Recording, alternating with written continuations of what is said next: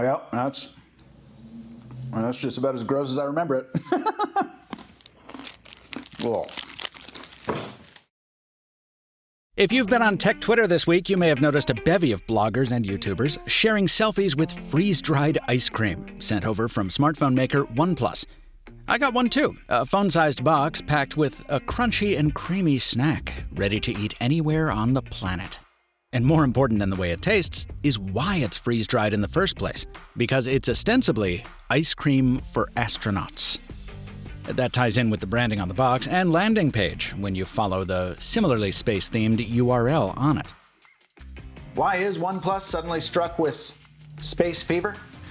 Well, the answer has to do with OnePlus's historically underwhelming smartphone camera performance, an historically much more prominent camera company called Hasselblad, and OnePlus's shrewd understanding of just how powerful licensing can be. Licensing is more prevalent in mobile tech than most people realize. For example, if you watched last year's review of the Moto 360 smartwatch, you'll know that despite the name and elements like the classic Batwing logo, Motorola had very little, if anything, to do with that product's manufacture. It was actually created by a Canadian company who paid a fee to license the Motorola design elements on the correct assumption that people would be more likely to buy a Moto 360 smartwatch than one stamped with the actual creator's brand, eBuy Now. Licensing also plays a smaller part in how publications and, yes, YouTube channels make money. You know how you'll sometimes see manufacturers make commercials featuring reviewers' thoughts on their products?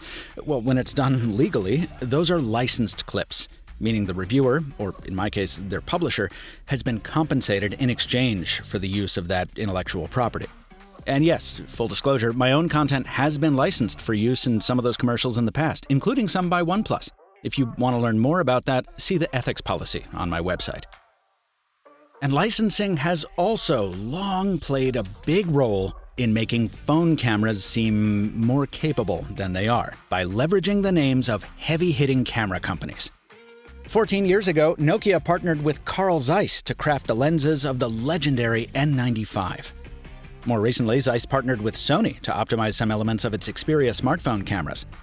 Before that, the BlackBerry Priv featured a camera branded by German optics company Schneider Kreuznach. And in probably the most effective example of co-branding, Huawei has for years enjoyed a tight relationship with German camera legend Leica. Now, usually when this conversation comes up, you'll hear from two extreme camps. The first group falls for it hook, line, and sinker.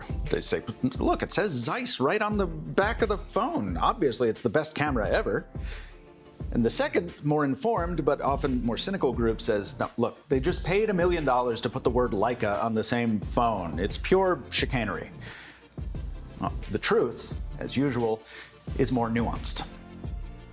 How effective a licensing agreement is depends on how much the companies have actually collaborated on the end product. A positive example, in my view, is Zeiss and Sony, because Zeiss applied its T-Star coatings to the Xperia cameras so that internal reflections were reduced. Less effective was the Schneider and BlackBerry alignment, which either didn't do anything to begin with or wasn't enough to overcome the Priv's other deficiencies, and the result was a mediocre camera. And again, in my opinion, Huawei's Leica partnership is probably the most successful of all. Because not only are the lenses built to Leica's specifications, the company also has input into which camera sensors are selected for the phones, how the photos are processed through the phone's ISP, and then there's the nerdy bonus of the user being able to apply filters based on the color profiles of classic Leica film cameras. For what it's worth, that information is correct as of 2018, when Huawei took a bunch of media folks, myself included, on a tour of Leica's global headquarters. I remember our group interview being contentious at times because Huawei obviously wasn't expecting us to press them so hard on so many details, but it was worth it because it gave me some of the most valuable insight I've been able to get into how smartphone cameras are made. To bring it back to OnePlus, according to all the leaks we've seen, it seems certain at this point that the company has worked with Swedish camera company Hasselblad on at least one of its new smartphones, probably the OnePlus 9 Pro. And this is where the space ice cream and moonshot teasers come in. See, Hasselblad is more than just a 180-year-old company. It was the first company to build cameras specifically designed for the space program. Hasselblad cameras have gone into orbit on the Mercury and Gemini spacecraft of the 60s. They took the first indoor and outdoor space selfies during those missions. They've captured countless images from the Space Shuttle program, both here on Earth and in orbit. And yes, it was Hasselblad cameras that snapped some of the most iconic photographs ever taken from the surface of the moon. Well, that answers why OnePlus is so dead set on pushing the space angle on all its most recent teasers. The question is, how effective that partnership will be at making OnePlus smartphone cameras true contenders.